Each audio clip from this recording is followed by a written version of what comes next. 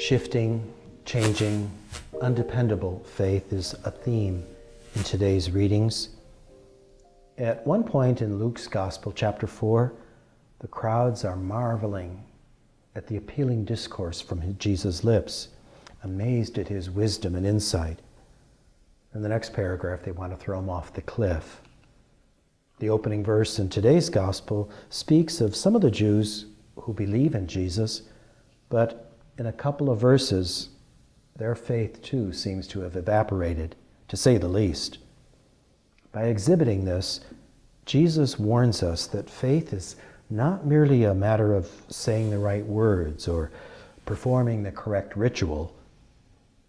As Dietrich Bonhoeffer, the great Lutheran minister who died a martyr in Auschwitz, he wrote, "There's a tremendous cost to authentic discipleship."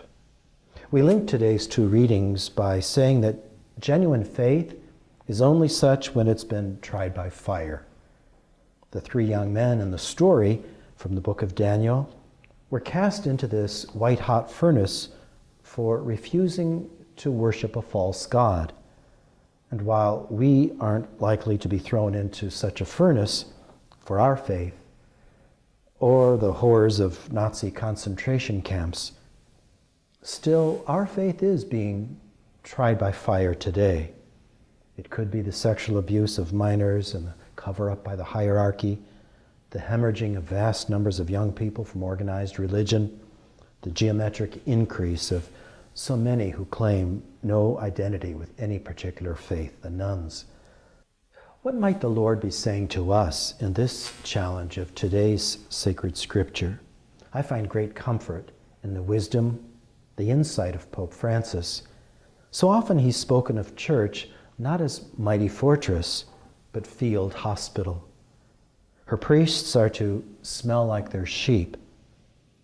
At his first apostolic exhortation, The Joy of the Gospel, Francis reminds us that the church must go out into the streets.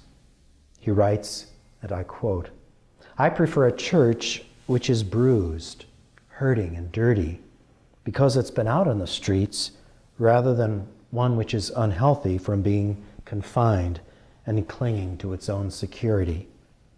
More than by fear of going astray, my hope is that we will be moved by the fear of remaining shut in, within structures which give us a false sense of security, within rules which make us harsh judges of others, with habits which make us feel safe, while at our door, people are starving. And Jesus never tires of saying, as he said to the multitude, 'You give them something to eat.'" Yes, there is a cost to discipleship, but what great joy for this small purchase price.